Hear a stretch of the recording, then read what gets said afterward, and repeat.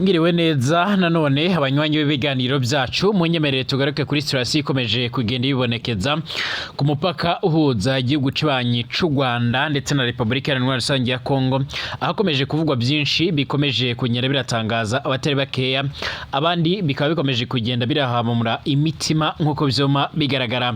Gushitsa ubu ngubu rero ingwano zikomeje kugenda zibonekeza mu burasirazuba bwa Republika Iharanira Rusange ya Kongo zamaze kwamaganwa n'abategetsi b'u Burundi, ndetse basaba yuko ingwano zohagarara ndetse hagakomezwa ibiganiro bya Rwanda ndetse na Nairobi. Ibi ni byashikirijwe n'urongoye cyangwa se uhagarariye u Burundi muri Honi mu nyuma yuko hateranye inteko rusange iremereye cyane New muri Leta Zunze Ubumwe za Amerika i Washington DC mu rwego rwo kugira ngo barabira hamwe rero uburyo bohusha ndetse banafata ingamba ndetse n'ibindi bigiye bitandukanye byatuma amahoro n'umutekano bigaruka cyane cyane mu karere k'ibiyaga bigari mu buseruko bwa Republika Iharanira Rusange ya Kongo.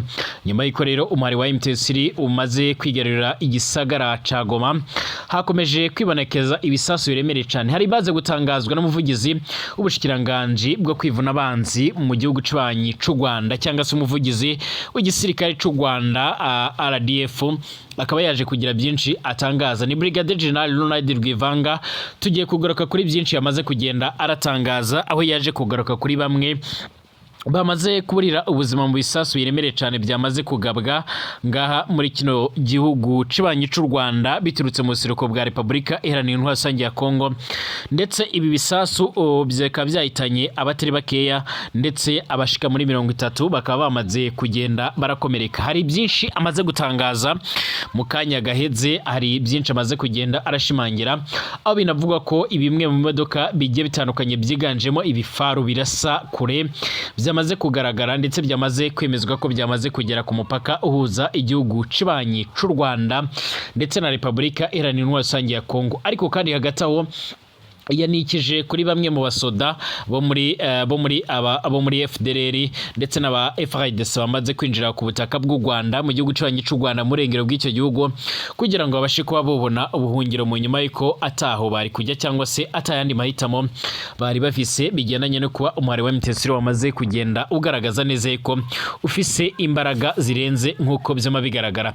Ariko kandi ku ruhande rwa Republika Iharanira Rusange ya Kongo nabo hari icyo bari barabwira abanyagihugu babo bari mu mujyi wa Goma, aho byamaze kugenda bigaragara yuko umuvugizi wa guverinoma ya Republika Iharanira Rusange ya Kongo akaba minisitiri w'itumatumanako n'itangazamakuru bwana Patrick Muyaya yaje gusaba abanyagihugu kuba bogoma mu nzu zabo kugira ngo bame batekanye cyangwa se bagume baratekanye nkuko bizuma bigaragara. Kugeza ubu ngubu rero leta ya Republika Iharanira Rusange ya Kongo irakomeje imigambi yayo, ariko kandi gushika ubu ngubu nkuko bizoma bigaragara cyangwa se nkuko amakuru y'amaradusomira, igihugu cibanyi c'u Rwanda cyamaze gufata ingamba ziramereye cyane, mu gihe ku ruhande rw'u Burundi bo basa nabababajwe nuko igihugu ca Republika Iharanira Rusange ya Kongo cyamaze kwambugwa umujyi wa Goma n'umuhari wa M23. Ni bimwe rero mu byaze kugenda biratangazwa no muhagarariye Roni n'umwabagarariye Uburundi muri Honi mu nyuma y'inteko rusange yabereye i New York nkuko namanda bigaragaza cyangwa se nkuko byamaze kugenda biragaragara. Kugeza ubu abaturiye igoma baracyumva amasasu menshi cyane nkuko bizuma bigaragara, mu gihe abatari bakeya bo bamaze kugenda barambugwa ibikoresho bya gisoda abagerageza kwinjira mu Rwanda. Kugeza ubu umuvugizi w'ubushikiranganje bwo kwivuna abanzi mu gihugu cibanyi c'u Rwanda ntiyasiguye niba imipaka iri kwirahuza ibyo bihugu byombi yoba yugaye cyangwa se hari ikindi kiboneke kibigaragara neza yuko umutekano utifashe neza. Icyakora abantu benshi bamaze kugenda barapfa, abandi barenga 30 bamaze gukomereka aho bazize ibisasu bimwe na bimwe byagiye birava muri icyo gihugu cibanyi ca Republika Iharanira Rusange ya Kongo. Munyemere mwese nongenda basuze kandi ndabahereze ikaze, ariko kandi tunihuta cyane tugaruka kubikomeje kugenda biravugwa nga mu kibanyi c'u Rwanda, mu gihugu cibanyi c'u Rwanda ndetse na Republika Iharanira Rusange ya Kongo, ahakomeje kugenda haravugwa amakuru menshi cyane agendanye n'umutekano cyane. Baye ikaze, turi kuwa mbere, turi ku igenekerezo rya 27/0 umwaka 2025. Ndabahaye ikaze kuba twumviriza bari mu Burundi mu gisagara ca Bujumbura ku murwa mukuru rero ubutunzi cyangwa se umurwa mukuru w'ubudandazi Bujumbura nyine, abari ku murwa mukuru wa politike Igitega, abari mu bigwati bimwe na bimwe canke mu bisagara bimwe na bimwe, mwese ndabahaye ikaze. Abari mu Rwanda, ni mu gihugu cy'abanyi nyine cy'u Rwanda, abari mu gihugu cy'abanyi ca Republika Iharanira ya Kongo, abari Tanzania, Uganda, Kenya ndetse n'ahandi, mwese turabahaye yambu cane. Turabahaye ikaze n'abandi mwese muherereye mu karere k'ibiyaga binini batwumviza mu rurimi rw'ikirundi ndetse n'ikinyarwanda. Baye ikaze abari ku mugabane w'Uburaya, Asia, Australia, Amerika ndetse n'ahandi hose, mwese ndabahaye ikaze cyane, aho tugiye kugaruka ku bikomeje kubera ku mupaka uhuza igihugu cy'abanyi cy'u Rwanda ndetse na Republika Iharanira ya Kongo. Ubwo n'abaherereye cyane cyane abaherereye mu bice bimwe na bimwe ngaha mu karere ka Rubavu mu gihugu cy'abanyi cy'u Rwanda, ahakomeje kuvugwa ko ibintu bitoroshe, ibintu bikomeje kugenda birafata indi ntera. Reka nkusabe upyonde kwanditse sabone kugira usharonka amakuru n'ibiganiro byacu, utanga igitekerezo mu mwanya wo gutanga ibyiyumviro ahazwi muri comment cyangwa se muri commentaire, ariko kandi ushobora no gutanga ibitekerezo byawe cyane cyane. Reka nkusabe upyonde kwanditse sabone, unapyonde kwanditse hari akamenyetso kameze nk'inzogera kugira ngo bace barakumenyesha ko ibiganiro byacu bitanguye. Ikaze munyemerere amakuru n'ibiganiro byacu tuyatangurire ku ruhande w'igihugu cy'abanyi cy'u Rwanda. Amakuru twamaze kugenda turatohoza aremeza neza ko umuvugizi w'ubushikiranganje bwo kwivuna abanzi mu Rwanda mu gihugu cy'abanyi cy'u Rwanda Brigadier General Ronald Rwivanga ahejeje gutangaza neza yuko ibisasu bimwe na bimwe byavuye mu buseruko bwa Republika Iharanira ya Kongo nyuma y'imigwano ikomeje kugenda irahuza abasoda ku ruhande rwa M23 ndetse na FDLR n'ingabo za leta ya Kongo, bikomeje guhitana ubuzima bw'abanyagihugu cy'u Rwanda. Icyakora yarasiguye yuko ingabo z'u Rwanda ziri maso ndetse ziteguriye guhangana n'icyari cyo cyose, ndetse ziteguye gukomeza guhangana n'ibishoboka byose bishobora kuza gutuma ibintu bikomera. Usibye abasoda benshi ba Republika Iharanira ya Kongo bakomeje kuza mu gihugu cy'abanyi cy'u Rwanda barahunga, ariko bakambugwa ibigwanisho nk'uko yabyemeje, nk'uko bisanzwe biragenda, haba ku ruhande rw'abasoda bo muri Kongo ba FARDC ndetse n'aba AFDLR bagizwe n'abasize barakoze ihonyabwoko mu Rwanda mu mwaka w'1994. Kugeza ubu ngubu hari umubare munini w'abanyagihugu bamaze gukomerekera muri iyi ngwano, abandi bakaba bakomeje kwasiga ubuzima nk'uko byoma bigaragara. Ni ibimaze gutangazwa mu masaha makeya ubwo umenyesha makuru wa radio ndetse na televiziyo by'igihugu cy'abanyi cy'u Rwanda RBA ndetse yaje kuganiriza uyu muvugizi w'ubushikiranganje bwo kwivuna abanzi mu gihugu cy'abanyi cy'u Rwanda cyangwa se umuvugizi wa RDF n'igisirikare cy'u Rwanda yama aratangaza. Uyu muvugizi w'igisoda cy'u Rwanda Brigadier General Ronald Rwivanga yatangaje ko ibisasu FARDC yarashe mu karere ka Rubavu mu burengero bw'igihugu cy'abanyi cy'u Rwanda byahitanye abanyagihugu 5, ariko hari n'abandi baharugwa muri 30 bakomeretse. Yasabye abanyagihugu kudahangayika kuko rero ingabo z'u Rwanda ziyemeje kubacungira umutekano. Hari amakuru akomeza kugenda aradusumira avuga yuko ibikomeje kugenda birabera muri ako karere, by'umwariko mu nkengero z'icyo kigwati cya Goma ku gihugu cy'abanyi cy'u Rwanda, bikomeje gutera impungenge mu gihe abanyagihugu bagikoma bumva amasasu. Ariko kandi hari amakuru avuga ko ingabo z'u Rwanda RDF zamanukanye ibisasu ndetse na bimwe mu bikoresho bya gisoda biremereye cyane, byiganjemo za burende ndetse n'ibifaro biremereye cyane birasirwa kure ndetse bishobora kurasa mu ntera ya kure, nk'uko byama bigaragara, ibigaragaza neza yuko urugamba rukomeye cyane cyangwa se urugamba rukomeje kugenda rukomera. Mbere yuko mbasigurira ibikomeje kugenda birabera kuri uwo mupaka, munyemerere tugaruke kubikomeje kugenda biravugwa kubigendanye n'ibyo Uburundi bwama bwatangaza, cyane cyane kubyumviro byabo ibyo batangarije muri ONU mu nyuma y'uko bamaze kumenya neza yuko Goma yamaze kugenda irafungwa cyangwa se yamaze kugenda irafatwa n'umuhari wa M23 nk'uko byoma bigaragara. Guverinoma y'igihugu cy'u Burundi yagaragarije akanama k'umuryango w'abibumbye y'abibumbye gajejwe umutekano mu isi ko rero ibabajwe no kuba rero umuhari witwaje ibigwanisho wa M23 warushije imbaraga ingabo za Republika Iharanira ya Kongo zarindaga umujyi wa Goma mu gihe ingabo z'u Burundi nazo zaramaze gutakariza ubuzima bwinshi muri iyi ngwano. Ingabo z'u Burundi ziramaze igihe kirenga umwaka zifatanya niza RDC, imitwe y'abazarendo, umuhari w'iterabwoba wa FDLR ndetse n'abacancuro b'abanyaburaya mu kurwanya FDLR. Abagwanyi ba M23 kandi barerutse kwirukana ingabo z'u Burundi mu ntara Kivu y'amajyaruguru zihungira mu mujyi wa Bukavu muri Kivu y'amajyepfo. Zimwe muri zo ntizishaka gusubira ku mirongo y'imbere ku rugamba. Mbere y'uko Goma ifatwa mu rukerera rwo kuri uyu wa 27 mu nzero 2025, ambasaderi w'u Burundi muri Honi Zefayeri Maniratanga yaratangaje ko uyu mujyi ugiye kubamo rero akavuyo karemereye cyane. Uyu mudiplomati yarabwiye abahagarariye ibihugu bigize aka kanama ati umujyi wa Goma ugiye kubamo rero akavuyo, yongeraho ko kandi umutekano ushobora kuzamba mu karere kose Burundi na RDC biherereyemo. Ambasaderi Maniratanga yaratangaje ko kandi ntacyo akanama ka Honi kajeje umutekano kari gufasha leta ya RDC ikomeje gutsindwa na M23, ko yongeraho ko itegeko rigenga rero ubusugire bw'ibihugu riri kuvogerwa mu buryo budasanzwe. M23 kandi irafashe Goma mu nyuma yo gufata umujyi wa Sake. Ibyabaye ku igerekezo ya 23/0/2025, abasesenguzi ndetse n'abasesengura iyi ntambara bagaragaza ko n'umujyi wa Bukavu nawe ushobora kuza gufatwa canga se ushobora kuza kwigarurirwa nkuko bikomeje kugenda bigaragara canga se nkuko amakuru akomeza kugenda aradusumira.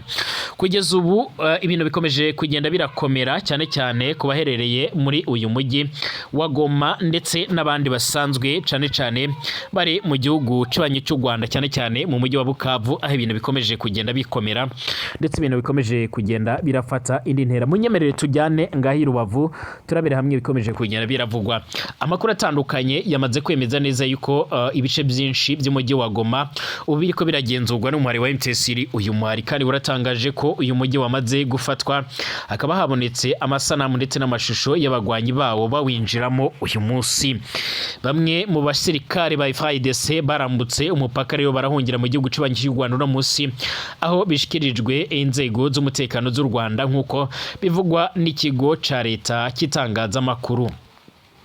Bamwe rero mu banyagihugu batuye Igoma bavuganye na Burundi News TV baravuga ko ibice by'amajyaruguru y'umujyi hafi ya byose bigenzurwa na M23.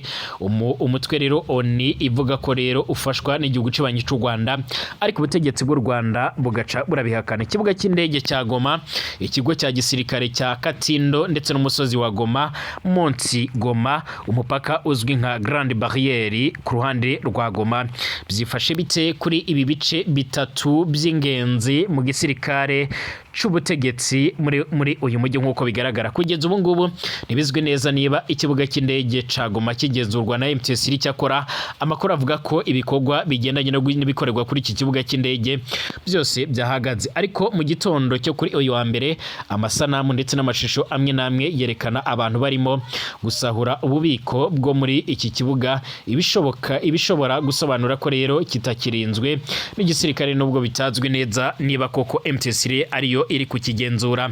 Nubwo kandi yari itarafata iki kibuga cy'indege ku cyumweru nimugoroba, M23 yaratangaje ko iki kibuga cy'indege gifunze kuko rero uyu muhari wari wageze mu bice byo hafi aho ngaho washoboraga kurasa indege iyo ari yo yose yakigwamo cyangwa se yagihagurukiraho nkuko amwe rero mu makuru cyangwa se mu martorokoranyizo yacu yama arabitangaza.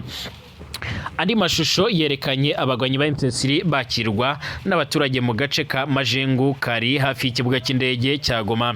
Monti Goma, umusozi muto cyane uri mu mujyi mu mujyi ku kiyaga cya Kivu, bivuga ko rero ko ari naho uwo mujyi rero ukura izina.